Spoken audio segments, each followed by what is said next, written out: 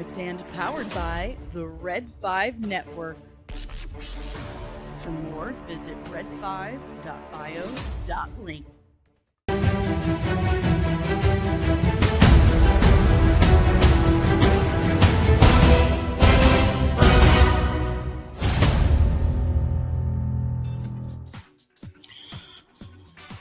What's up, guys?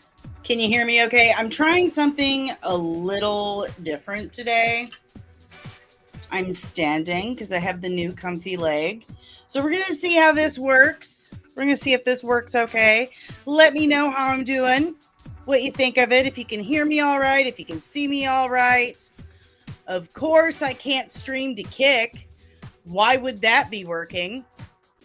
Why would it be working? So let me get this straight. I can't stream to Facebook because Facebook says I'm impersonating myself. So they've suspended that page. Unpublished it is the exact word that they've used. And even though I've put in my stream key and everything for Kick, can't stream to Kick. So we will try to figure that out at some point. What's up, everybody? It's Tuesday. It's time for your daily dose of Dork for Tuesday. Oh my goodness. This is a whole new world up here. A whole new world. Look at me just standing here dancing to the music. I got to figure out, like, this monitor over here raises up, but this one doesn't. So we're going to have to figure that out. So I'm not constantly doing this. Hello. My hair's a little wild today. Whatever. Before we say good morning to everyone, do me a huge favor and let those algorithm overlords know that you enjoy this content by hitting that like button, subscribing if you are new, and ringing the notification bell so you get notified whenever I'm back with even more of this nerdy nonsense. There's hair in my face. There's hair in my face. Where is it at? I feel you, but I can't find you. Okay. So, also, I haven't checked this morning, but last I checked, we were deadlocked again. Deadlocked again on the members only streams. Now, I do believe that the winner so far, when I went to bed last night, was the Legendary Adventures of Hercules, or the Hercules the Legendary Adventures. So that will, as you know, unless there was election fraud, voter fraud with a bunch of mail-in votes after I went to bed at 2 a.m., then that's what we're going to watch first. But we are deadlocked on what day of the week. And we got to discuss time. Okay? Yeah, because I'm old and I like to sleep. So make sure, if you're a member, to go vote on what day of the week you want to do these things. And if you want to do these things, if you want to vote on these things, you got to become a member. You got to be a lieutenant. So, anywho, let's yell good morning to everyone. I got my hand in my pocket. It's weird. Just kind of standing here like, what's up? I'm standing on a stream doing the, look what I can do. I'm tap dancing. You can't see it, but there. Done.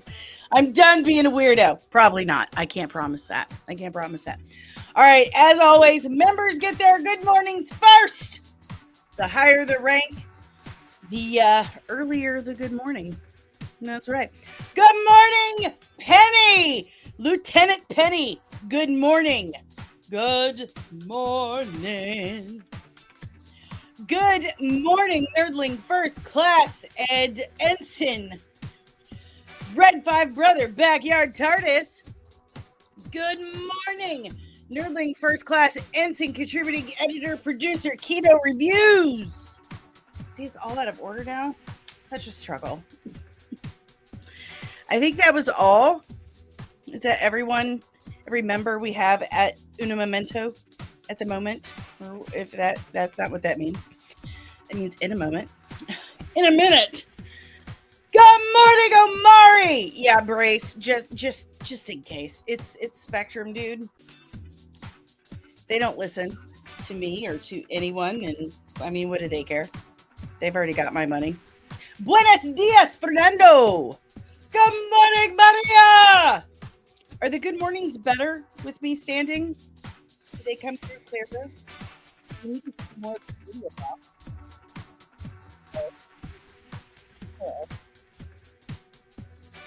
Good morning, Patricia. And I know it's so talking about it. Good morning, the Night Walker. Good morning. Did I get everyone?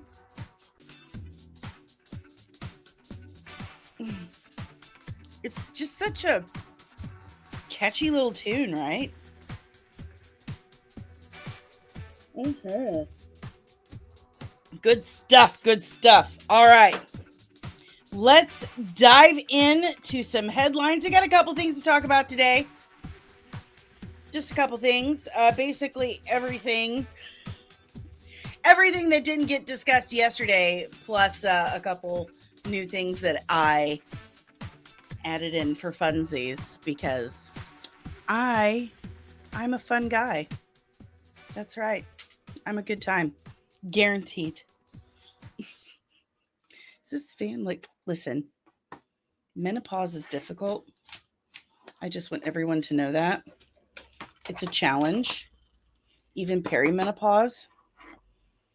And this fan just, no, it doesn't want to play. It doesn't want to play ball. Maybe if no, I'm just not even going to mess with it anymore. Let's talk some headlines. Did you hit that like button? Did you hit it? I know sometimes you forget. It's okay. It's okay. But now you've been reminded, so there's no excuse. Okay. Okay. All right. Let's see what we got. Let's see what we got. Okay. So you guys know how I feel about this stuff.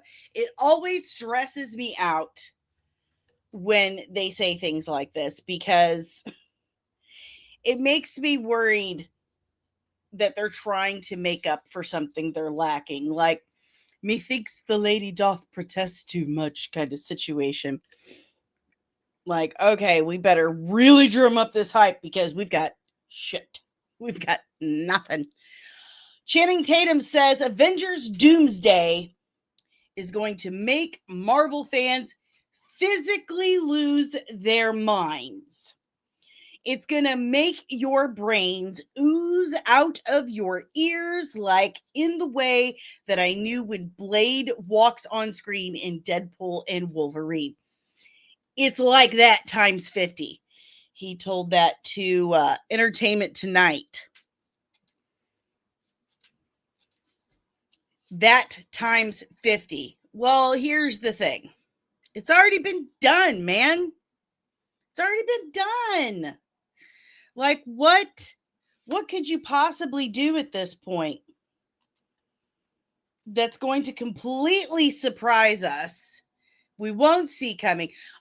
And it really feels like that's entirely what they are banking on now. That is what they have put all the baskets they put all the basket they put all their eggs in. That's what I'm trying to say. It really feels like that's the basket they put all their eggs in. That they're banking on the Gen X crowd to get all the member berries. Like, oh my God, it's James Marsden. It's James Marsden again. It's Cyclops. Like, I really missed him. Take some money. That's what it feels like. Like, hey, this worked with Deadpool Wolverine. Just do that again. No, don't worry about the script. We don't need it. No, don't worry about story. Okay. We're not focusing on story for this. It's the member berries. Just shove it full of member berries.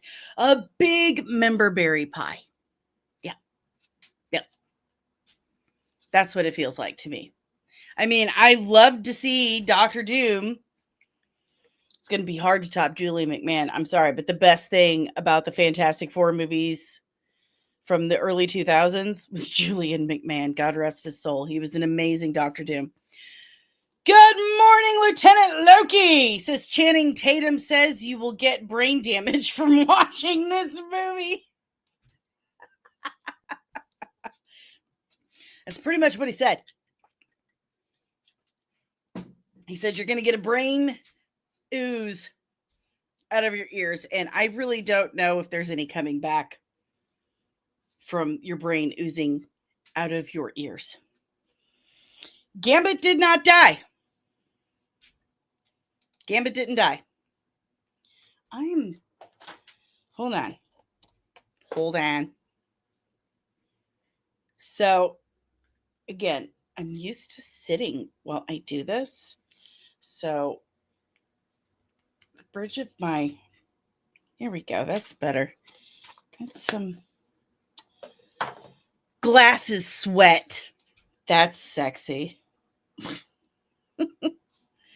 My hair is very floofy today. It's feeling very hot. Anywho, Backyard TARDIS says, to be fair, everything Disney does makes people lose their minds. Yeah, in one way or the other. I mean, honestly, it does make everyone lose their minds at the same time from one spectrum to the other. So, I mean, if their goal is to keep people talking about them no matter what they're saying, then mission accomplished, bro. Good morning, Left Eye Ego. What's up, brother? How you doing? I'm standing here. I'm walking here. I got the new leg. So I'm doing the standing desk thing. We're trying this out, seeing how it goes. I'm tired of constantly sitting on my ass at the desk. So Maria says, I thought you said the actor who played, oh yes, Julian McMahon passed away a couple months ago. It's very sad. He was battling cancer for quite some time. It's very, very sad. Very sad. He was an incredible, incredible actor. Nip Tuck, man. One of the classics. One of the shows that I truly believe helped shape television as we know it today. Left Eye says, I'm listening to one of my favorite YouTube channels. Oh my goodness. I feel like that deserves something. Oh, thank you so much. So, anywho, back on target. Ego distracted me. I think the emotion I feel most for Avengers Doomsday is mostly curiosity. Like, what are they going to do? Now, the Russos have been really good to us in the MCU in the past. The Russos were really good to us, okay? And that's just one thing we seem to all be able to agree on. I'm not talking about Electric State, Loki. I'm talking about the Russos and Marvel movies. So there's that. We've got can't go very far with this. We have that working for us. However, Disney hasn't exactly had a stellar track record since after the Russos. And now it just feels like they're really, really leaning hard on these member berries and just banking on the fact that, oh, they're just going to eat it up. They're going to eat up the nostalgia. We're just going to bring back all the Gen X people and they're just going to love it. No one will pay attention to the fact that Alan Cumming totally told everyone that we didn't have a script until the last scene. Oh my goodness. Deranged Lunatic. Ensign Deranged Lunatic Nerdling Deranged Lunatic says, well, since you missed my first good morning, I guess I will say good morning again. Did I not say that? You were the first. I thought, how did I miss that? I am sorry. I am sorry. How did I? I'm telling you, I need like an on-site producer to man the computer for me because I cannot be trusted with a computer mouse. I'm so sorry. Good morning. I apologize, my friend. Please forgive me. Please forgive me. Oh my goodness. I'm the worst. I'm the worst. I lost my coffee. Here it is. Maybe if I'd finished my coffee before streaming, I would have caught that. I'm so sorry. Ugh. I mean, seriously, is this fan even on? There we go. Let me know if you guys can hear that. I don't want to be distracting in that sense. Okay. So, oh, thank you, my friend. I feel better. I feel so better. So much better. That's what I meant to say. Listen. This is so weird to be standing and doing this. Like I feel a lot more energized, and that could totally be a really bad thing because you guys know how ADHD I already am. Okay, guys. But marvel at my shortness here.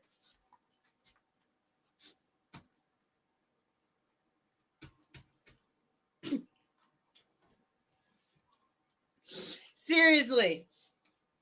I'm standing next to the Darth Vader battle buddy, and we're almost the same height. How bad is that? Penny is on her way home, everybody. Okay. So I'm just going to take the earbud out so I don't break something since I'm tethered to nothing. There's no strings on me. All right, guys. So next on my list here, I'm going to check my notes, make sure I'm on track. According to Daniel RPK, so again, it's Daniel RPK. So take that with a grain of salt, okay? Ryan Reynolds is reportedly making his own mutant team-up movie for the next big MCU saga. Now, we've heard rumblings about this, you know, but the next big MCU saga is the mutant saga, right? They've been talking about that for some time. They've made that very clear. And so Ryan Reynolds is now kind of in charge of part of that saga. Do we think that is a good thing? Or do we think he's kind of like, what's the word I'm looking for? I don't want to say worn out as welcome, but tapped that well. Do we think that well has been tapped? Are we tired of seeing the Ryan Reynolds Deadpool stuff? Do we want to see more mutant team ups with it? I mean, Sean Levy and Ryan Reynolds, is Sean Levy involved? That's my next question. Like the Sean Levy, Ryan Reynolds stuff has always been very entertaining to me. The Adam Project, if you haven't watched it, go watch the Adam Project. It's so good. So I have questions. And I'd like to know more. I think it would be good. I think it would be a good decision.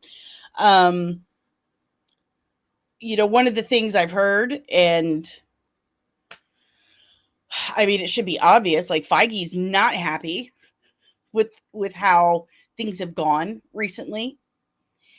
And he wants to fix that, hopefully. In fact, let me find it so I can say it correctly. I may have to scroll a second because y'all know how Twitter be with my bookmarks. Good morning, Jaden. Good morning. Lieutenant Loki says, I think Dani RPK is just saying stuff again. You can't do a spinoff of X-Men while doing X-Men. Well, it is Disney. It is Disney. You never know. It could be exactly. I'm thinking they're actually going to do like a legit X-Force movie instead of, the kind of hint, that they did with Deadpool 2. X-Force. And then everyone died except Domino and Cable. And of course Deadpool, but hello. Can't do that. Kino says, more mutant team-ups. Ryan loves these characters, and that love is evident in the behind-the-scenes footage of Deadpool Wolverine and his love and respect for fans. Fair enough. I do believe he really does love this stuff. When he was a fan of Deadpool comics, and in 2006 he actually reads the comic where Fabian Nicieza actually says, like, writes into the comic where Deadpool says, I look like a Shar-Pei mixed with Ryan Reynolds. And Ryan Reynolds was like, I must play this character. So, huge fan. Fingers crossed. I mean, I think it's a good idea. Let me rephrase. I think it could be a really good idea. It all really depends on if Disney actually corrects any of the issues that have plagued it for the last few years, i.e., not having a legit writer's room, not respecting its creatives, focusing more on checking boxes rather than telling a story. And, I don't know, filming with an actual completed script. That seems to be, kind of an obvious thing you would need. Like, I need a script. Like, no one can work with this without a script. I'm just saying. Anyway, good morning, Meyer HQ. Good morning. Like I said, I mean, if you were here a few minutes ago, I said this is rumor. Take it with a grain of salt. We're just kind of speculating. Could it be good? What would we want to see happen? Etc. So, Deranged Lunatic says, didn't Pete survive in the second Deadpool movie? He went back. So in Deadpool Wolverine, he went back and saved people. Yeah. So he saved Sugar Bear. He'll always be Sugar Bear to me. So, good morning, Lieutenant Sean Stackhouse. Remember, Victoria Alonso wanted them to be anything other than X-Men. I wonder if that mindset is still there. No, they got rid of her. And that was the dumbest thing I've ever heard anyone ever say. Like, I feel like X-Men is sexist. Shouldn't it be X-People? Have you read an X-Men comic? Seriously, it's X-Men like human. I think. Like X-Gene. I don't know. She's an idiot. She also believes that she was fired because she was a lesbian, when actually she was fired because she worked on, was the movie called 1985? She worked on a movie outside of her contract. So that's a big no-no. That was a big no-no. But, Victoria was a problem. She liked to play kingmaker. Serious issues. And I have a puppy. I need you to not be in here right now. Like, why don't you have a seat? I don't know. Can you guys see her? You can a little bit, can't you? Let me see. There she is. You can see the top of her head. Okay. So anyway, there's that.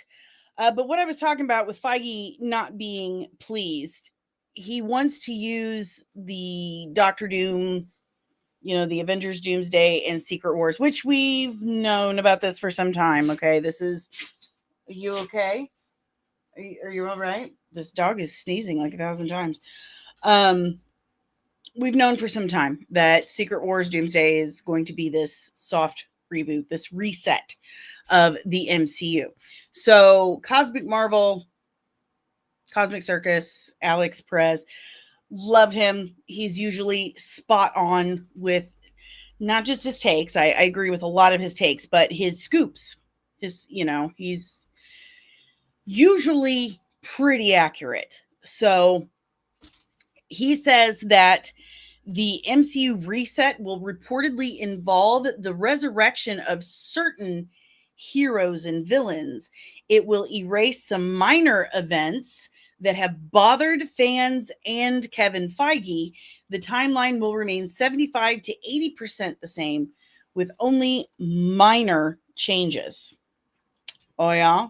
Let's see what the rest of this says. And don't mind me. It's back scratcher time. That's right. Bras are itchy. Do you hear me? They're itchy.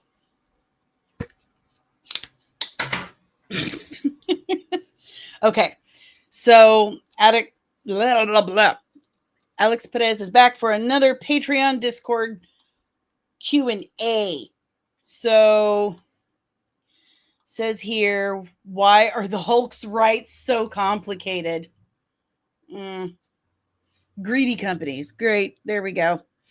Can you tease us with anything new about Savage Hulk, Bruce Banner, and Spider-Man Brand New Day Doomsday? Alex says Hulk is scarier than ever before. He might even kill someone.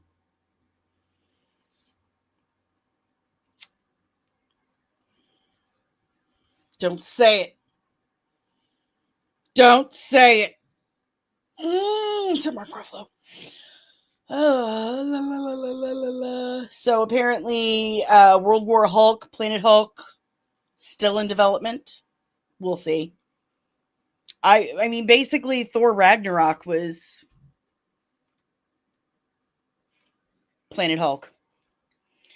Will Hulk and Namor finally get their own solo movies? Nope. Nope, that'll never happen. Scrolling. Vision Quest. What's he got for Vision Quest? When in 2026 will Vision Quest release? Is Vision Quest the actual name of the series? I don't know. Terry Metalis is so good. So good at misdirecting and keeping things to himself.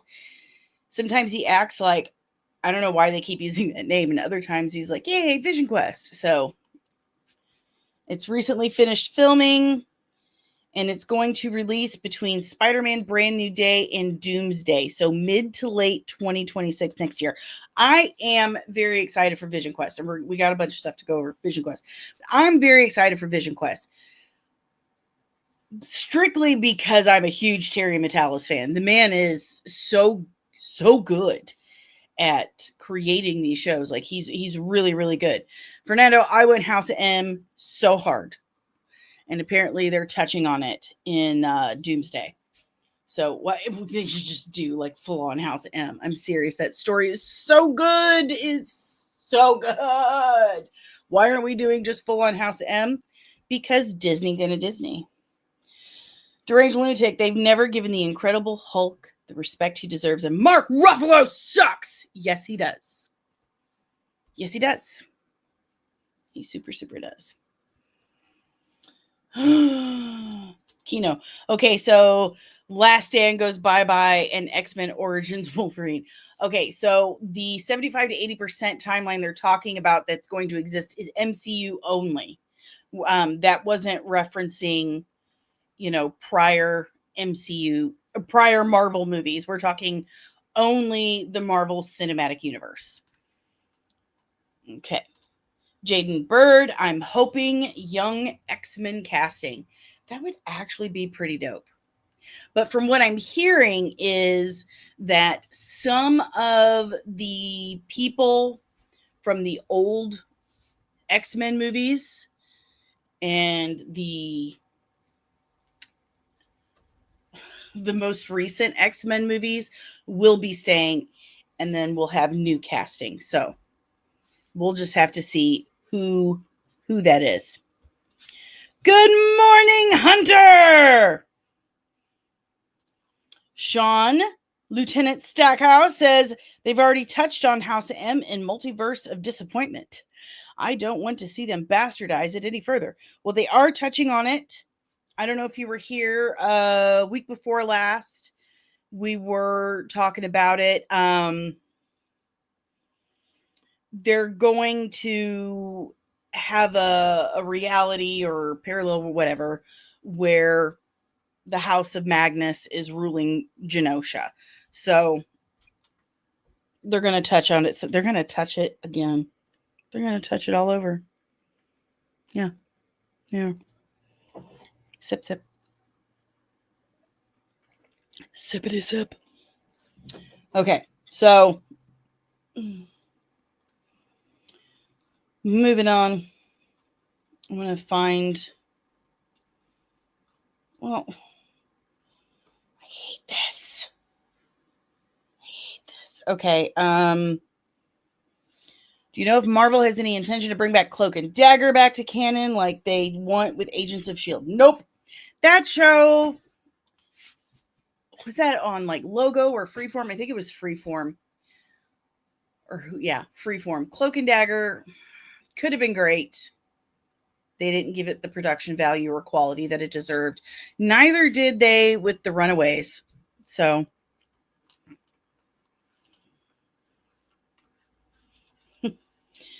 Lieutenant Loki. So the James Gunn way of I get to keep my favorites, but everyone else gets fired. I'm not even sure who. Not really that sure. I mean, who would be their favorites? Who would be Kevin Feige's favorites? I mean, obviously, I think Kevin Feige's favorites would be the very first X-Men casting. Can you even see Vader? I feel like you cannot see Vader at all. Listen, I need you to calm down with your Mardi Gras beads. Who would even be his favorite? Omari, I didn't even watch the Cloak and Dagger Runaways crossover. Was there a crossover? I feel like I missed that. But they both felt like CW shit. So, like YA CW stuff. It was trite and lame. It was. Okay. So this person asks, will there be any hints to alternate universes where the Avengers are villains? Thank you. Alex Perez says, not the Avengers, but the Avengers-like individuals. Okay. And when the reset happens in the MCU, will it erase what happened prior? You see the dog? Here. There she is. There's Olive. Enjoy for your viewing pleasure. Alex says, no, it'll just be a quick scrub of details the MCU wants to sort of forget and redo. Like Secret Invasion. See, Secret Invasion, Captain America, Missed Opportunity.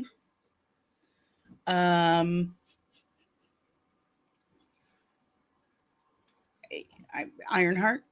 Like I'm forgetting so much because it was that forgettable. Yeah. So bad. Batwoman level of bad. That is the worst insult you can possibly give. Like anything. Batwoman level of bad. Oh man, I look weird without my glasses. Yeah. But see, Secret Invasion, man. I forgot that Julian McMahon was in the Runaways. That's right. He was the dad. The Runaways could have been a really great series if they just put a little more into it. Exactly. Zero effort. Zero. So he says, Scrub details the MCU sort of wants to forget and redo. This will involve the resurrection of some heroes and villains, as well as the erasure of some minor events that bother fans and Kevin Feige. But all in all, it will be like 75 to 80% the original timeline with some minor changes. So what do we think that is? What do we think that is? I personally do not really see Black Widow coming back.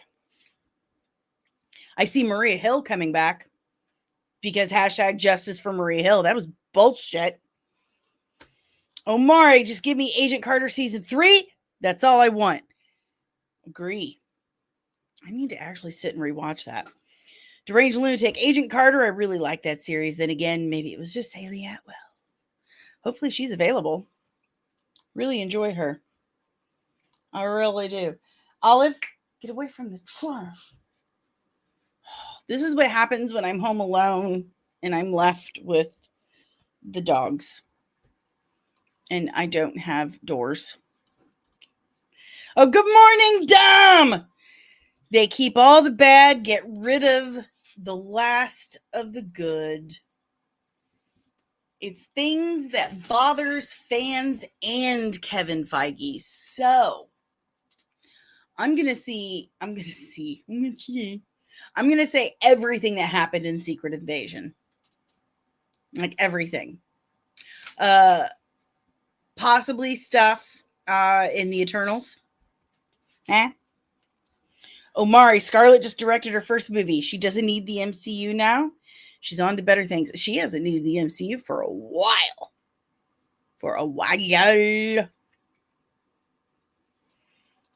So, we'll see. We'll find out next year. But if they don't bring back Maria Hill, we ride at dawn. All right. If you have any questions, comments, emotional outbursts about the soft reset, the 25% reset of the MCU, leave it in the chat below. We're going to move on. I'm still not over the Star Wars information, by the way, guys. Like, still not over it. So, Paul Bettany has had a lot to say about the Vision series. Hold on, Lieutenant Loki. But she needs dinosaurs. Maybe she likes dinosaurs. Maybe her kid was like, Mom, I like dinosaurs. Maybe her husband was like, Mom, I like dinosaurs. And in some backyard chart disagrees with you. I'm gonna have to put like my color coding system like on a post-it right there. I need visual aids. Guys. Other than my glasses. Alrighty. Nerds. Moving on. So this is coming from a comicbookmovie.com article. Yes. Paul Bettany says Vision Quest is about intergenerational trauma, fathers and sons. Okay.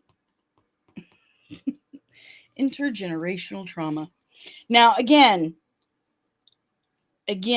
I'm going to remind you that Terry Metalis is so good. Okay. So if an actor says something mildly douchey, just take it with a grain of salt. All right. Go watch 12 Monkeys or the 3rd season of Star Trek Picard, and you're going to get what I'm talking about. Terry Metalis has a gift for blending nostalgia with new engrossing stories, like things that really, really grip you. So I absolutely trust him with this assignment. I absolutely am the champion of let Terry cook. Absolutely. So I'm going to read this article with as much as an open mind as possible, because I love how I love the product that Terry Matalas has provided me in the past. So, while speaking at Los Angeles Comic-Con, Vision Quest star Paul Bettany shared some potentially spoilery hints at what fans can expect from the upcoming WandaVision spinoff. And you gotta not think of it as a spinoff. The way it has been explained to me is that it's the third part, it's the final chapter in a story.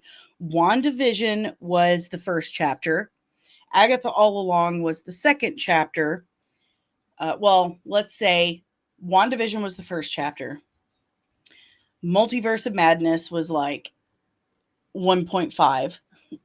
Then you have Agatha All Along, the second chapter, and then the third chapter being the Vision series. Okay. So you have these three parts of a story. It's not, I wouldn't call it a spinoff. It's basically the final season of this one story. So Paul Bettany is set to reprise his role as the titular. It's such a weird word to say, especially when you have boobs. Titular. Paul Bettany is set to reprise his role as the titular synthezoid in Marvel Television's upcoming Vision Quest Disney Plus series. And the actor spoke about the show during an appearance at Los Angeles Comic-Con, possibly giving away a little more than he realized in the process. Though we're not sure if this particular plot point will still be considered a spoiler by many of you, here's your spoiler warning just in case. It's about intergenerational trauma, fathers and sons, and denial of pain and denial of your own truth, and coming to terms with who and what you are, Bettany teased. Now that I can relate to. I can relate to, denying your own pain and denying who and what you really are. That I can really, really understand. While this almost certainly refers to the returning Ultron, played by James Spader, which is confirmed, who is technically Vision's father, intergenerational trauma would seem to suggest that Vision's own son would be also involved. This would appear to confirm the fan theory that Rudy Mollica, I just love saying it in that Scottish accent, Rudy Mollica's Tucker, will ultimately turn out to be the vessel for Tommy Maximoff, aka Speed. And I have it on good authority. I've had several sources confirm that is in fact true. Rudy Mollica, his Tucker, is actually the reincarnation of Tommy Maximoff. If accurate, we will most likely see Speed and Wiccan, Joe Locke, reunite and join the MCU's team of Young Avengers for the upcoming Champions project, if it ultimately comes together. Oh my God, someone get that puppy. For the love of God. I need doors. Please, someone buy me doors before I kill this dog. If accurate, okay. So if the Champion series comes together, now a lot of people are saying, God, Kate Bishop's going to be like 50 years old. By the time she gets her team together, they're all going to be old Avengers. They're going to be average age Avengers, adult Avengers, if you will. But what are you going to do? What are you going to do? Is there a lot of call for a Young Avengers movie? I mean, by the younger crowd, there kind of is. The younger MCU fans do want a Young Avengers movie, especially Haley Steinfeld stands. They just want to see her on screen. So There you have that. Good morning, Latino slant. Hello, Polly. Yes, I'm standing here. I got my new leg, and it's comfy, so I'm trying this out. Hello. How are you? Backyard TARDIS. Sorry, don't do doors, but if you get some, I will send you locks. Oh, God, this puppy is driving me crazy. She's driving me crazy. Okay, so Emily Hampshire, Schitt's Creek, 12 Monkeys, The Big Rig. Terry Metalis, like a lot of directors, likes working with actors he's worked with before, actors he's comfortable with, actors he knows how to direct. There's nothing wrong with that. Okay. It's kind of like if it ain't broke, don't fix it. Okay. So several of the actors he's worked before in the past, he has brought on for the Vision Quest series, one of them being Emily Hampshire. He worked with her on 12 Monkeys. He's also brought on Todd Stashwick, who also 12 Monkeys and Star Trek Picard Season 3. He's playing Paladin in the Vision Quest series. But Emily Hampshire recently joined the cast as the human version of Edith, Even Dead, I'm the Hero, you know, Tony's glasses that he gave to Spider-Man. The tech was created by Tony Stark before passed on to Peter Parker following Iron Man's demise in Avengers Endgame. Carrie Condon was rumored to appear as Friday in human form, but we recently learned that Star Trek Picard Season 3, Picard's Orla Brady will actually play the role. James Darcy will also be back as Edwin Jarvis in some capacity. Tina Miller Foundation, The Fall of the House of Usher, La Fortuna, is set to play the bride of Ultron. Jocasta, oh my God, I'm so excited to see Jocasta. I love evil robots. Who is described as cunning, powerful, and driven by revenge. Faran Tahir will also return as Raza, the ruthless leader of the Ten Rings terrorist group who targeted Stark in 2008's Iron Man. The Vision Project has also been described as the third part of a trilogy that started with WandaVision and continues with Agatha all along. Told ya. Star Trek Picard executive producer Terry Metalis is on board as showrunner. Metalis' work on Picard is said to have greatly impressed the top brass at the studio. Marvel chief Kevin Feige, an avowed Trekkie, even recently appeared with Metalis on a 2-hour episode of Star Trek podcast Inglorious Treksperts. Never even heard of that. So there's no mention of Elizabeth Olsen's potential involvement, but we do know that the series will take place after the events of WandaVision. I mean, it kind of has to, right? So after the events of WandaVision, as Ghost Vision presumably explores his new purpose in life. The finale of WandaVision revealed that the Vision we'd been spending time with over the course of the season was actually one of Wanda's constructs, but the real White Vision was rebuilt by S.H.I.E.L.D. and programmed to track down and kill the Scarlet Witch. This version of the character away to parts unknown towards the end of the episode after declaring himself to be the true Vision. I'm really looking forward to this series. I really am. And your homework is seriously to check out either and or, okay? 12 Monkeys and or Star Trek Picard Season 3. Especially if you are a Star Trek fan, you need to watch Star Trek Picard Season 3. I mean, watch the whole series so that you can see the difference, because it's a totally different show by season 3. By season 3, it was like, holy shit, this is what we've been wanting this entire time. Like, what the WTF, man. Terry Metalis is an absolute genius, so good for him.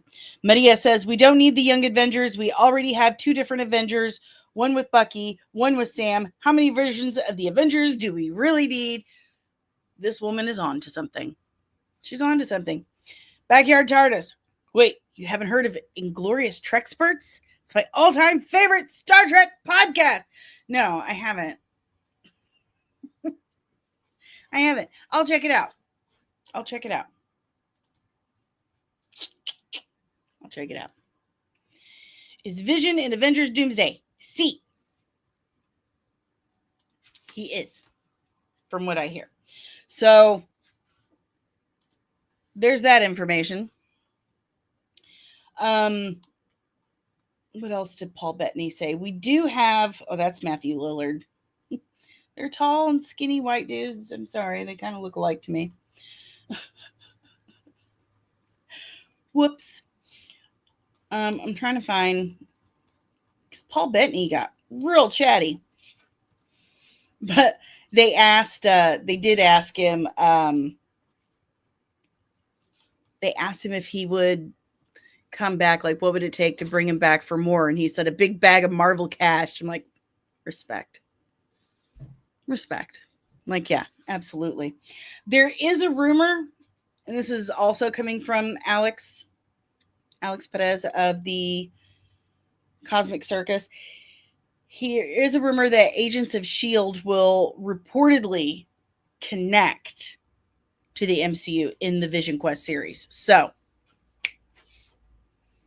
all you Agents of S.H.I.E.L.D. fans, I was a fan of Agents of S.H.I.E.L.D. until like the last couple of seasons. Then they like lost me. I'm like, this is boring.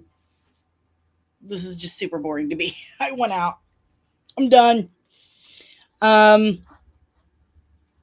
There's more talk about Jeremy Renner and doing the second season of Hawkeye. He's just talked about he just needs to get his body ready, which understandable.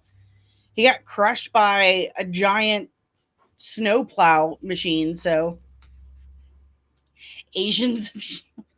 Listen, I'm Midwestern, okay?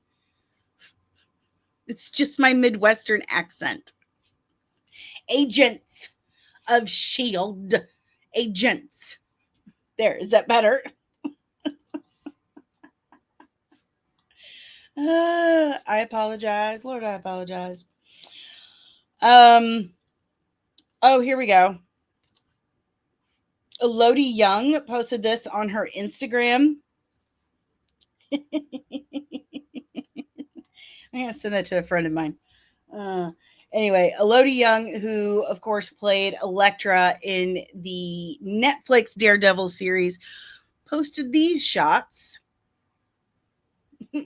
on her Instagram the other day, about a week ago, actually. This is when I was out of town getting my new leg. I don't know if I can get it up here. I'm not that flexible. There you go. Woo! Woo!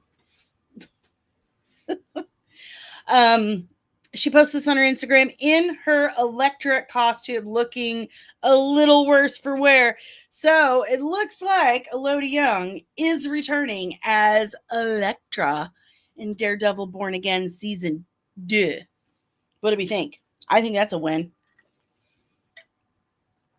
I'll tell you this much for free, though.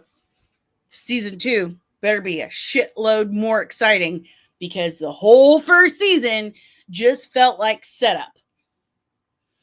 Like, I was like, oh, I'm liking this. And then I look at the episode count. I'm like, holy shit, the season's almost over. It feels like it just got started. It just bored me. It did. So hopefully this is a sign that season 2 is going to be a mite more exciting and action-packed than season 1 was. Because I was let down. The Duffer Brothers. This was something I wanted to touch on and forgot about. The Duffer Brothers want to make TV shows with long gaps. Remember, they signed a big deal with Paramount Plus, MGM. And the Duffer Brothers want to make TV shows with long gaps like Stranger Things. When they moved to Paramount, they said, if TV shows come out every year, it's a diminishing return. It's like buildup.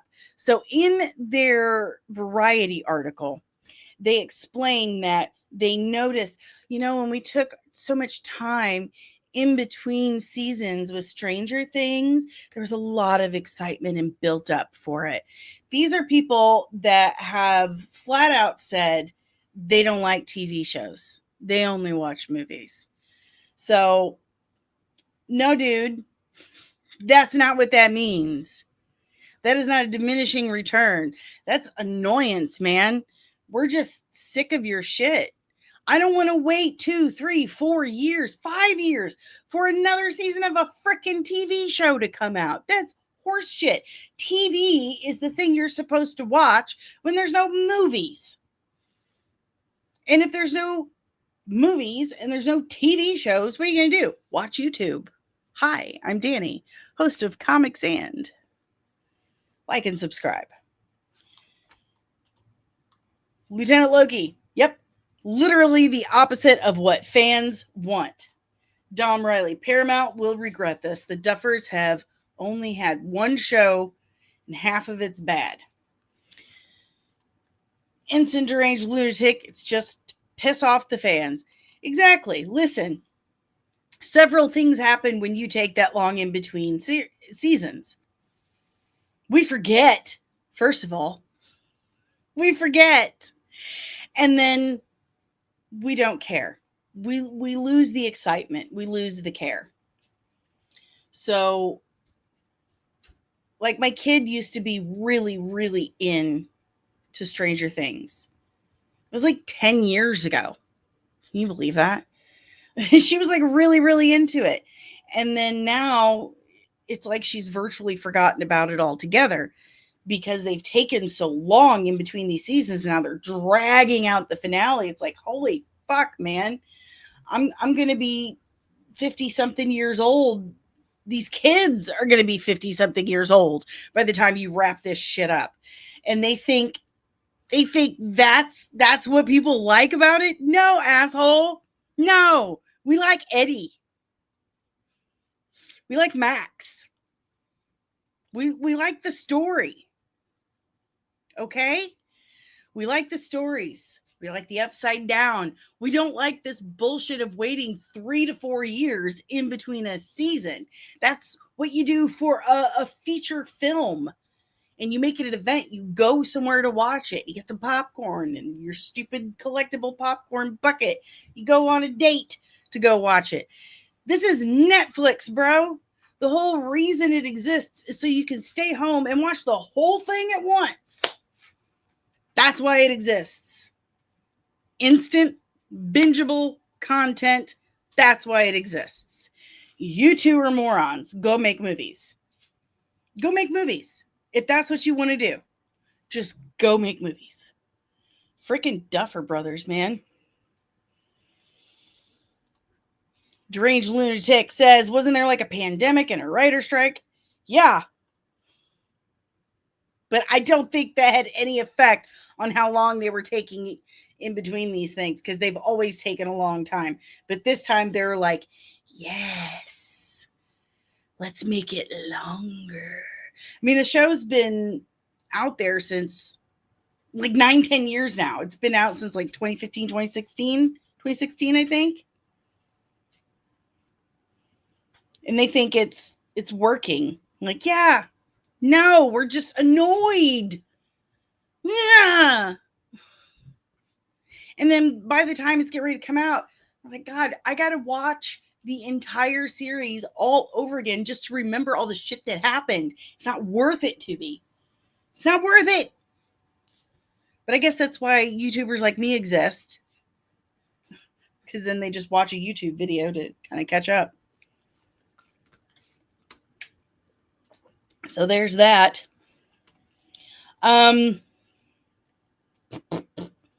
Couple more things before we hop out of here. I'm looking for it.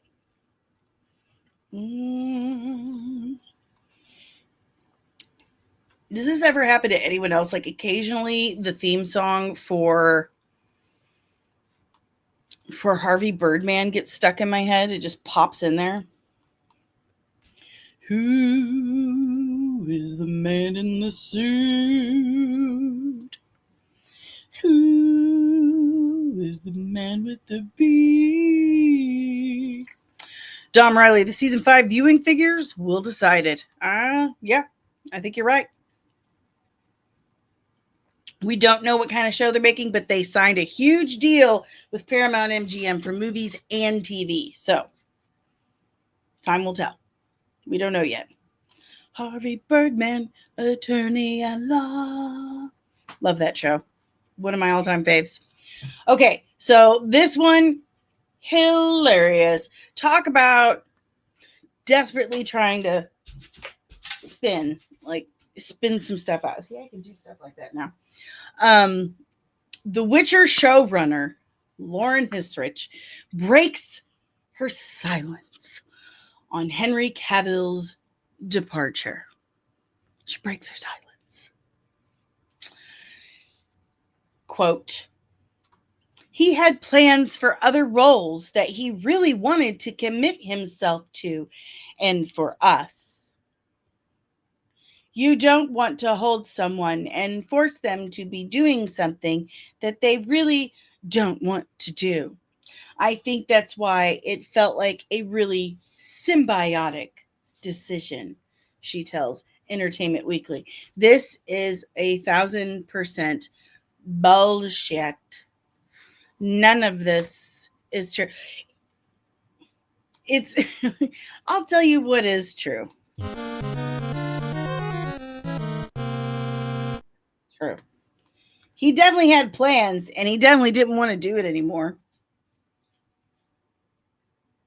And they didn't want to stop bullying him and stop destroying the source material. So they were like, all right, you can go, I guess.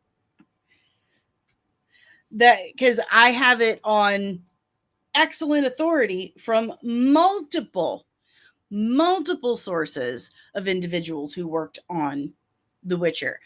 And it's not just the one person you're thinking. It is that person too. But multiple people have said, no, that's entirely why he left. I mean, this is the worst kept secret.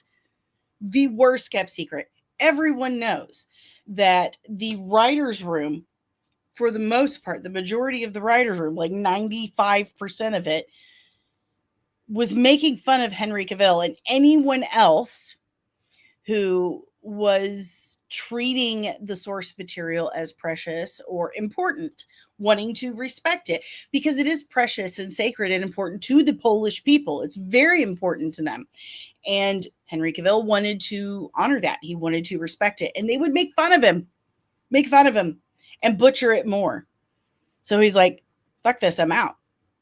That's why he left. Everyone knows that. Everyone.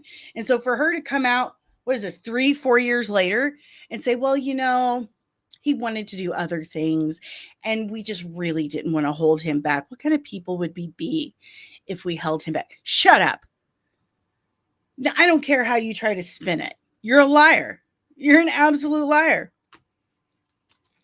Lieutenant Loki, this lady is like Leslie Headland, but with even less talent.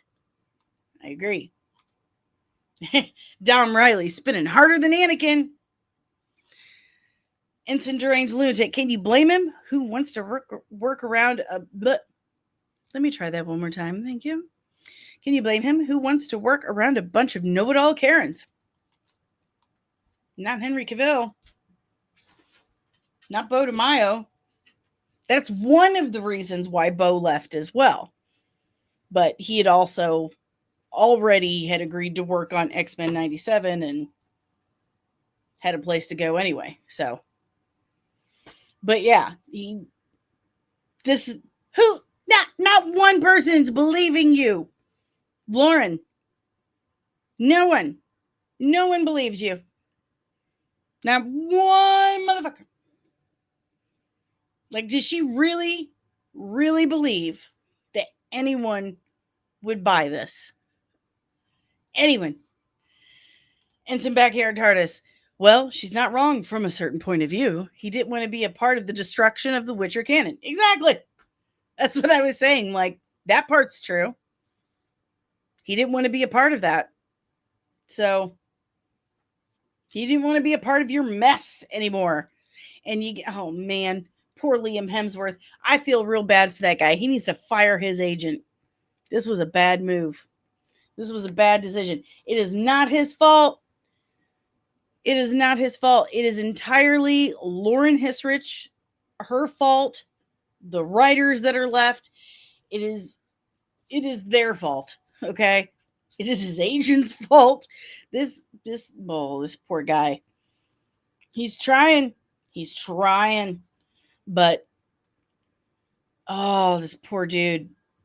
No one's ever going to let him live this down. He does need work. He needs work. But I mean, people aren't going to let this go. They're not going to let him live this down. And they straight up made him look like Wish.com Witcher. Poor guy. And if you ever doubted the number of bots on the interwebs, you didn't after that first clip came out. Because the amount of accounts saying, oh my God, how could anyone ever know they look exactly the same. They look the same. Oh my God, this is going to be amazing. Shut up, robot. There's no way. Fernando says, Henry better be careful. He is not tagged with difficult work. See, Henry is living his best life right now. Except for his broken leg. Poor guy. But he finished Voltron. He's got his Warhammer series that he's executive producing, which is that would be like me getting to write or produce a Wonder Woman movie. That's his nerdy fantasy right there. He's got the Highlander movie once he heals. He's happy. He's a dad. He's good to go, man. He's good to go. I don't think Henry Cavill is really all that worried about much. I feel bad for Liam Hemsworth. The poor kid keeps trying. He got beat out for the role of Thor by his big brother. And then he thought, I could big franchise too. Woo! With Hunger Games. No one even really remembers he was in it. And then the Independence Day sequel. This poor guy, he keeps getting like the leftovers. I feel bad for him. He's not a bad actor, but he keeps getting these leftovers. I'm telling you, fire your agent, Liam Hemsworth. Fire them. Fire that agent. Ensign Deranged Lunatic, can you imagine what kind of children Henry Cavill and Gina Carano would have had? It's not that kind of stream, DL. You think Liam is very bland? Maybe. He's not terrible. I don't think he's terrible. I don't think he's a terrible actor. I just think he needs a better agent. He needs better material. Something that'll actually force him to exercise those acting muscles. See, here we go. Now we're shipping. Look, just because I'm a girl doesn't mean I'm into this sort of thing. Okay. All right. Who are we talking about? Are we talking about Henry Cavill or are we talking about Liam Hemsworth? I am so confused. I'm so confused. All right, guys, we got to move on to our final topic for the evening. And it's not really a heavy one. It's not really a heavy one. So this is coming from Collider. Ross Marquand. Oh, we're talking about Liam? Okay, there you go. See, I don't think he's a terrible actor. I mean, he's not the greatest. He's good enough. But I think his biggest issue has been finding the right fit for him. He's got a really terrible agent. I'm just saying, he has terrible representation. He's a freaking Hemsworth, for God's sake. You can find him something better, something suits him better, something that's going to make him grow as an actor. Use that. I mean, come on. You were married to Miley Cyrus for a hot second. you've got some emotional trauma to work with somewhere, pal. Like, dive deep. Dive deep. All right, guys. So Ross Marquand, who's voice actor, X-Men 97, Professor Xavier. Ross, you've seen him in other Marvel things too, like he replaced Hugo Weaving as Red Skull in Infinity War. Or was it Endgame? Which one was it? I think it was Endgame. Okay, they blend together for me. So he's the voice of Professor X. Sorry, my leg itches. He talked to Collider and just like went full blown spoiler. Like, here's the thing.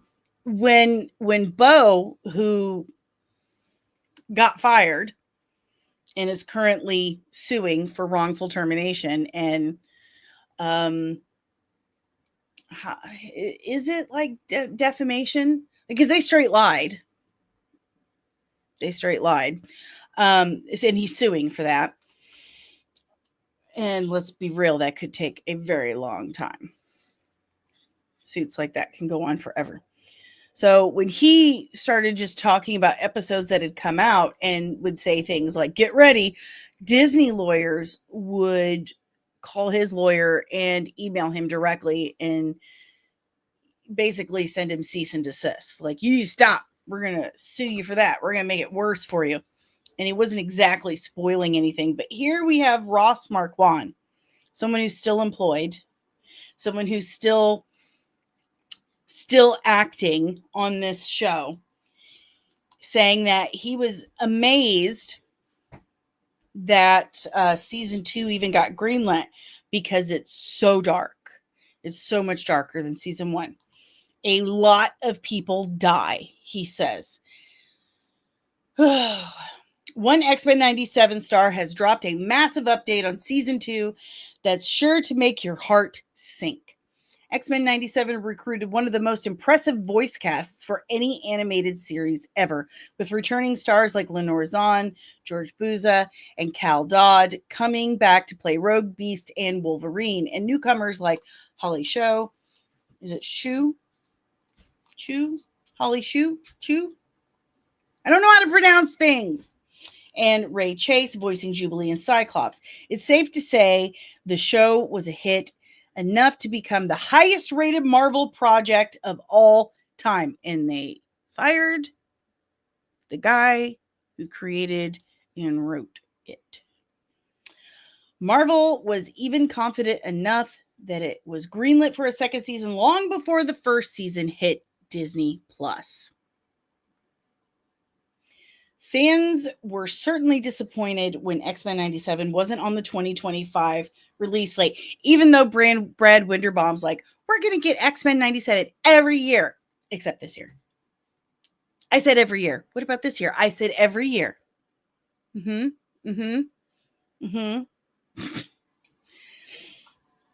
But we've since received official confirmation that season 2 will be released sometime next year. Collider's Maggie Levitt recently moderated a Walking Dead panel for Cooper Andrews and Ross Marquand at FanX Salt Lake City Comic Convention, where she had the chance to ask Marquand if he could tease anything about X-Men 97 too. He kindly obliged, confirming that the second season is very dark. He continued, I play Apocalypse next season too. So there's a lot of scenes for myself as Apocalypse. I'm dressed in rags, which is kind of weird, but yeah. Whoop! Oh, shoot. Super chat. Lieutenant or Ensign Backyard TARDIS. Thank you very much, sir. I appreciate that very much. Thank you so much. Dom says, do you have faith in season 2 without Bo DeMaio? Here's the thing. I've heard a lot of back and forth. Okay. When they were threatening Bo, saying, "Stop talking about your work on the show on Twitter. We're going to change everything on season 2 now because you were talking about stuff." And so they claimed they would scrap everything he worked on. And he had finished season 2. Like, all the animatics were done. Like, the polished animation wasn't done, but the animatics, everything was done. Okay. And then they were like, they showed, or they kind of like test audienced the new stuff they wanted to do, and that didn't play at all. So then they decided they were going to go back to Bo's original plan. So as long as they stick to Bo's original plan, I can neither confirm nor deny or anything, say words, if I know what that plan is. If they stick to that, I have a lot of faith. It will be amazing. It will be really good.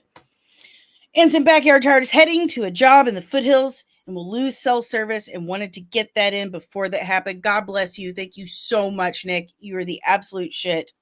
Thank you. Thank you. Thank you. Fingers crossed I can get to the 100 in time to get a payout. Thank you so much. You're a big part of that. I appreciate it, sir. That's right. He was in Walking Dead. So if they do stick with what was already completed when they fired Bo, it's going to be so good. Marquand didn't stop there. He further dove into the dark nature of X-Men 97 Season 2, saying that he's amazed Disney greenlit it because it's so dark. It's very, very dark. A lot of people die, and so many people don't talk about it, just being honest. Marquand is the latest in a long line of stars to give an update on X-Men 97 Season 2, but the first to confirm the death of a lot of characters. While the wait for X-Men 97 Season 2 has been longer than anyone would have liked, and we know why that is, fans can rest assured that the show isn't going anywhere anytime soon. The series has already been greenlit for a 3rd season, and during an interview with Collider earlier this year, Rogue actress Lenore Zahn confirmed that she was about to begin recording voice lines for season 3. While there has yet to be any official confirmation on a season 3 release window, X-Men 97 fans have cause to be optimistic that the gap between season 2 and 3 will be smaller than the gap between 1 and 2. And we know why that is. X-Men 97 was Bo DeMaio's baby. An executive producer on a show is like a director for a movie. Okay? And we've talked about this before. Any director on a series has to follow the vision of the executive producer. They're the captain of the ship. They're the one keeping it all on target, cohesive, and what's the word I'm looking for? Comprehensive, maybe? They're keeping it all together in one vision, one tone. That's what's important, this overarching story. And Bo wrote on every single episode. He worked on it for about 5 years before it came out. That's a lot of time. And had finished, except for, the animation stuff, they finished the animatics for season 2. And they had been, he had the story for 3. I think what I heard was he had like an arc for 5 seasons. So what does this mean for the later episodes? If they're using what he did for season 2 and he was done with that, that would be very smart. It's definitely going to keep fans on. You're definitely going to have a cohesive tone match for at least 2 seasons, you know, something that goes together smoothly. Going to keep your fans happy, going to keep your subscriptions up. But he hadn't been, I mean, they were getting ready to start working, or they had just started recording for season 3. I think he had just hired Neve Campbell as Polaris, or Polaris, however you want to pronounce her name, for season 3. I think I need new duct tape for my curtain here.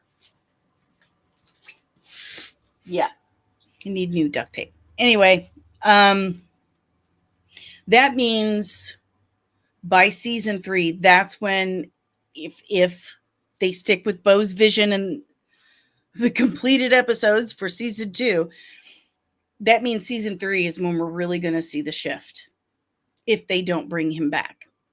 Which, after I gotta say, after the Gina Carano thing, I wouldn't say that's not a possibility anymore. I mean, we're living in a time where Disney's losing billions a week. Who knows? Who knows? But if they move on with season 3, because it's already been greenlit, and they move on with it without Bo, I think that's when we're going to see a huge tonal shift. And a huge shift in quality. And we may start seeing some real complaints then. They may have made serious changes to season 2, but with Ross saying a lot of people die, it's really, really dark, I'm betting they didn't. I'm betting they didn't. And also, why isn't anyone jumping on Ross Marquand's ass? Why aren't we getting all over him for spoiling things? It's okay for Ross, but it wasn't okay for Bo? Is that what you're telling me? It's okay as long as you're still employed. It's as long as you're still employed. And from what I heard, it's kind of like when Dave Filoni was really irritated that Andor did so well. I don't know if you guys have heard that, but Dave Filoni was like super jelly, very irritated that Andor did well. Feige was a little jealous that X-Men 97 did well, because the MCU is Kevin Feige's baby. He is the only person that is meant to be seen as in charge of all of this Marvel stuff. The one who gets all the accolades for all the hard work in the MCU. It's Feige's vision. It's Kevin's vision. So Kevin gets the accolades. Kevin gets the pats on the back. So when X-Men 97 did well, and Kevin had nothing to do with it, that's Brad Winderbaum and Bo's baby. He didn't like that so much. He didn't like it so much. Sorry, bit my nail. I had a hang nail. He was very annoyed that people were paying all this attention to how good Bo did. He was like, no, there's only one face of Marvel, and it's Papa Feige. That's right. That's right. But what do you guys think? Do you think this kind of demonstrates a double standard at Disney? Do you think that we're in for some trouble? Do you think X-Men 97 is in trouble without Bo immediately? Do you think they're going to stick to his vision for season 2, or do you think they're going to veer off? Do you think it's season 3 when we're going to start seeing, them veer off the path? Let me know in the chat below. We're going to start wrapping it up. I broke a nail. It looks funny. Okay. Stupid. I'm going to get some duct tape today. I'm going to get some duct tape. Fernando says, I'm a huge fan of Polaris. And Nightwalker took the words right out of my mouth. Watch The Gifted. I liked The Gifted. I did. I liked The Gifted. What was the girl's name who played her? Emma something? Emma? Jaden Bird. I want Logan to find love in X-Men 97.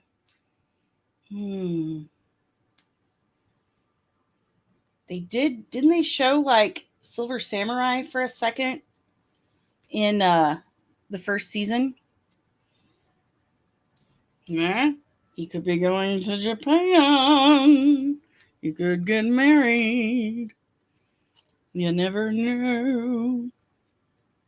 If Walt Disney had a grave, he'd be rolling over in it. I'm related to Walt Disney. Isn't it weird? Like, there's this family, the Williams family, and their family tree is just littered with famous people. It's super weird. Super weird. I'll have to show you guys. It's crazy because there's like a bunch of presidents. Hugo Farnsworth, who invented the TV. The guy invented the MP3. The Wright brothers. Jane Austen. Emily Dickinson. Edgar Allan Poe. There's some crazy ones on there. Like Buster Keaton. And Winston Churchill. John Wayne. Lucille Ball. It's wild. Like, they're all related to me through this, and essentially each other through this Williams family. It's crazy. It's crazy. Dredge Lucic says The Gifted was a good series, but it was canceled too soon. I agree. And I think a lot of that had to do with Marvel moving into the connected streaming series. I believe that's what happened there, because you lost the Runaways and Cloak and Dagger at the same time. Not that those shows were any good. They were not. They were not good. But they all got canceled at the same time because Marvel was getting ready to start their Disney Plus series. So that's right. I've got that on my list too.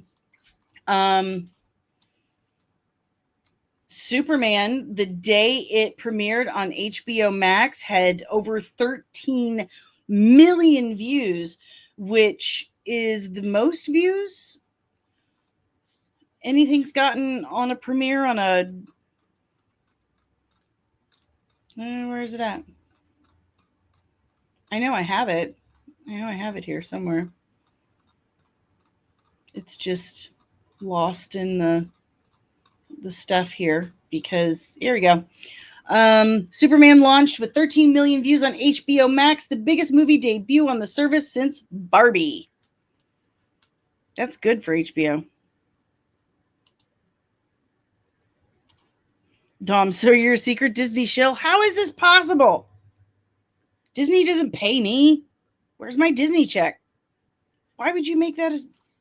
Where's that connection coming from? Maria says, my mom was a fan of Angie Dickinson and the Big Mama movies.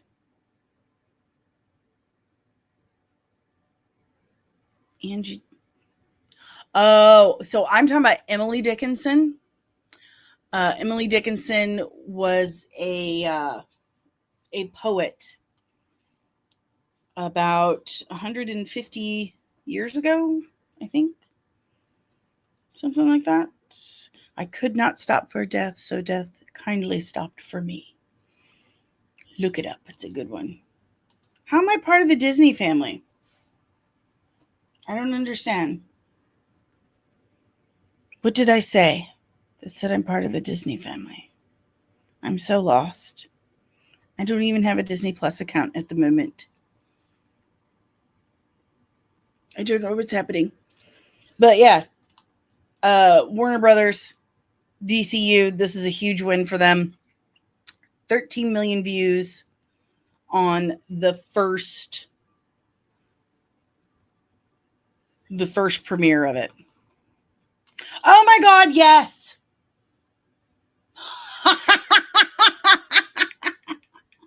I'd already moved on. Yeah, I'm related to Walt Disney somehow. Through the Williams family. Yep, but I don't get Disney money. All right. Hey now. I don't get Disney money, so I don't believe they know I even exist. And I'm pretty sure a lot of people in Missouri are probably related to Walt Disney and don't even realize it. He's from Missouri, by the way. But anywho, if you have any questions, comments, emotional outbat, blah, blah, blah. Sip of water. Un momento, por favor. Omari. Maybe Gina Carano will gift you a Disney Plus subscription since you went to bat with her. I actually know a couple people that she knows. Like, we have a couple mutual friends, and I still haven't been able to get her on my show. So I doubt that. Maria says, do you think people actually canceled their Disney Plus subscription last week? Yeah, because there's a lot of idiots out there who will do exactly what a stupid ass celebrity tells them to. It's so, ugh, it gives me such a headache every single time. Elite A-list celebrities, wealthy people, like really wealthy. You know who I'm talking about, okay? They have no business, none whatsoever, telling people what to do with their lives, who to vote for, what to eat, where to shop, what to watch. They have no business telling you that they know what's best for you because they have literally no idea what your reality is like. They don't even grocery shop. They don't buy their own food. They get free stuff all the time. And when something has to be purchased, they have a team of people who do it for them. How the fuck in any stretch of the imagination could anyone possibly think these people know what's best for you? They have no idea what your life is like. And yet they will still get on their little phones and on their computers and get in front of a camera and tell you, you need to cancel your Disney Plus, Hulu, ESPN service. I know what's best for you. Listen to me. I'm smart. People pay me millions of dollars to lie for a living, so you should trust me. Stop giving them your business. Don't vote for that person. They're a liar. That's an immediate red flag for me.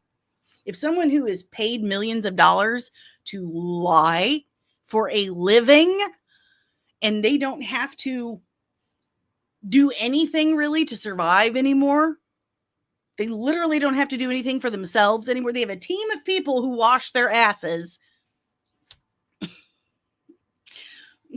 And they're telling me what I should do with my life. That is a huge red flag. First of all, why the fuck do they care? Why would this person care? Huh? Why do they care what I do with my life? That's some serious entitlement. And what's the word I'm looking for? Begins with an A. They're very full of themselves. You know, listen, I'm out of my perimenopause patches. So I got brain fog. Okay. Arrogant. Super arrogant. Okay. Super arrogant and entitled. I don't trust it. Anytime. Mark Ruffalo's the worst. Cynthia Nixon's even worse. Any of them. I don't care what they're saying. As soon as they get on a camera and say, you should do this, I turn it off. Nope. Thank you, Penny. Thank you. Love you. Thank you for that. Just idiots. Just imagine the change they could affect if they actually used their powers for good, for something that really mattered, like health insurance issues. Health insurance issues. Let's try that. Cynthia Nixon. What? She doesn't give a shit. She doesn't care. She really doesn't. She doesn't care. And the whole Jimmy Kimmel crap, he wasn't telling a joke. He wasn't telling a joke. He wasn't up there being funny. The last time Jimmy Kimmel was funny was when he was on the Man Show. Let's be honest here. He's not funny. He wasn't up there telling a joke. He was bold-faced lying. He violated the rules that come with accepting the money that he does and his broadcast license. He violated the rules. He is not above those rules. Okay? And the affiliates, the biggest affiliates for ABC were like, nope, not dealing with it. So Disney's like, you're done. You're fired. Get out of here. And all of these celebrities come pouring out of the woodwork, 400 of them, saying, cancel your Disney Plus. But where were they? Where were they when people they didn't like got fired and got canceled and shadow banned for saying whatever they want, for actually exercising their First Amendment right? And I don't want to get on that. Just look what's happening. Look what's happening. But I think a bunch of people did cancel their Disney Plus accounts because there's a lot of very naive people out there who will do what that celebrity tells them to. They think they're tapped into the zeitgeist and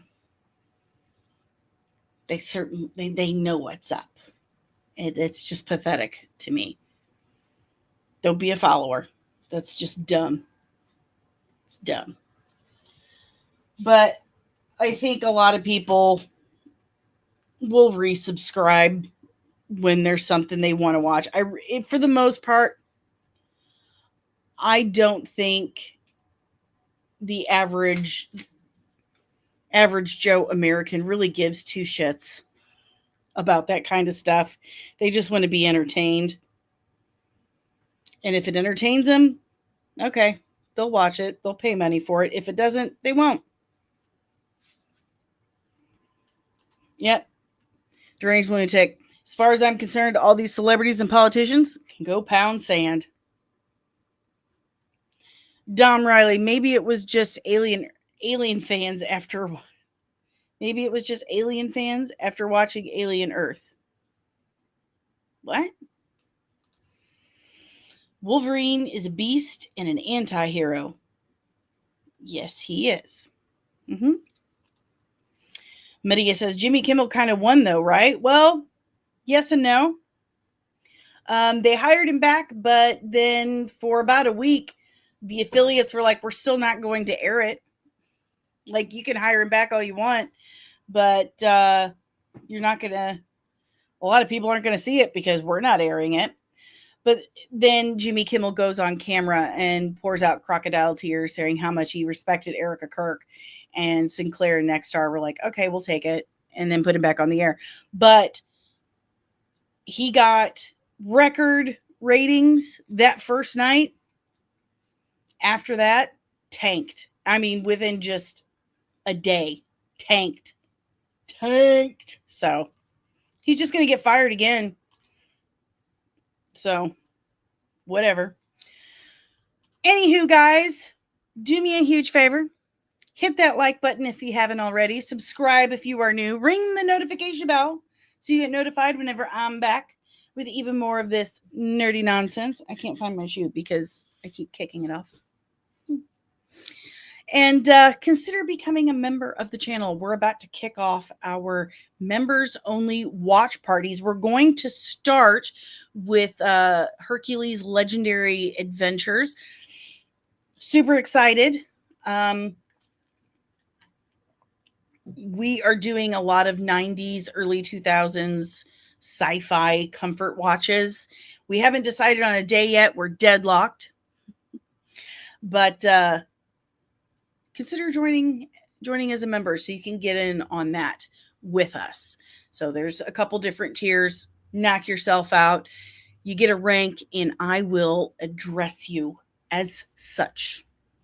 in the nerdling army. Yes, yes, yes.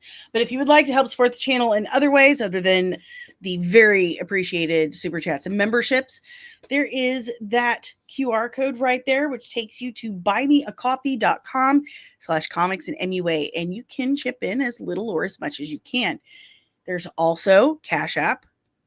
I take anything, like you get a food stamp card.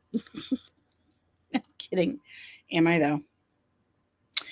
There's also the original Nerdling Army over at patreon.com/comics and 3 different tiers starting as little as $3 a month. And this comes with exclusive merch that you get every 3 months for the first year of your membership, as well as exclusive content, outtakes, behind the scenes, Ask Me Anything, early access like the memberships. The memberships get early access too. Everyone got to see the Supergirl breakdown about a week, I think, almost a week before it dropped publicly. But the Patreon has early access as well. How many times can I say that? As well as exclusive chats, and also you get priority in requesting breakdowns. So if you have a breakdown that you would like to request, you can request it. But if you're a member of the channel or the Patreon, you get priority on that. It gets done first. And the next one I'm doing is Franklin Richards. So anyway, we also have a merch store over at comicsandcosmetics.etsy.com. All the designs created by yours truly. Hundreds of designs on even hundreds more products. Every cent goes to helping keeping this channel on the air. It's a lot of work. I work at like a full-time gig, like 7 days a week, and you got to pay for streaming service, licensing rights, editing software, equipment, internet, my time, my headaches. I need a door. Anyway. There's the Etsy store. And also Amazon influencer. Hello. I have several lists of my favorite things from my reading and viewing recommendations, TV, movies, comic books, all that stuff. Skincare for the ladies or fellas, whatever. Skincare, makeup, special effects, podcasting, farming, like it's all right there. If you want a specific list or whatever, what a recommendation, hop on over to my Amazon store and check out what I got. I'm also sponsored by Zenni Optical. That's right. Let me pull up that QR code right there. If you scan that QR code right there, it will take you to my personalized link to Zenni Optical and save you 10% off your next pair of frames. There are over 2,500 different types of frames. You can get prescription, non-prescription sunglasses. I highly recommend you get them with the Zenni IQ lens with Zenni ID Guard. Listen, I'm on the computer a lot. I get these horrible migraines from that blue light. So I use my IQ lens. They filter the blue light. They filter UVA, UVB. They transition into the sunlight. So I have sunglasses so I don't have to keep like switching them out. And my Zenni ID Guard lenses protect my face from Skynet. It keeps my digital life private. So if you want to get a new pair, if you want to get a new pair of glasses, sunglasses, whatever, save 10% on me. Scan that QR code right there. The link is also in the description below. Save you 10%. I'm also an affiliate for several other companies like Cora's Vault, TikTok, CapCut, Leash Boss. That's right. I'll save you 15% on your pups down there. So check those out as well in the description below. This podcast is powered by the Red 5 Network. We are a collective of exclusively nerdy podcasters and content creators here to educate and entertain you. So if you're a fan of this, chances are you're going to like more of what the Red 5 Network has to offer you.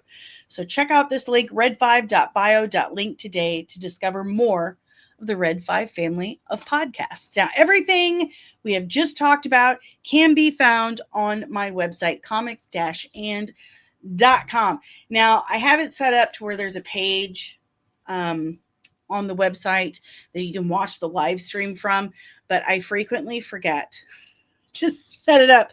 So I'm gonna try and do better.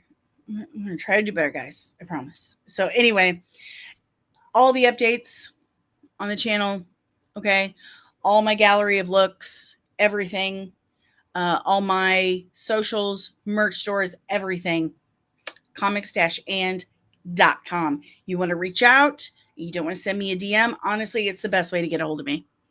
Ask Penny. Go email me from the website. I will get back to you that day. Give me like 24 hours, okay? Because I've got like 6 different email addresses I have to keep track of because I am a mess. Yeah, but anywho, that's just me, guys. Fernando, vote Dani for president. Lord, if I get voted into the office of president, y'all are going to be having to take care of yourselves a lot more. I'm going to get rid of a lot of stuff. I'm like, listen, you're all grown.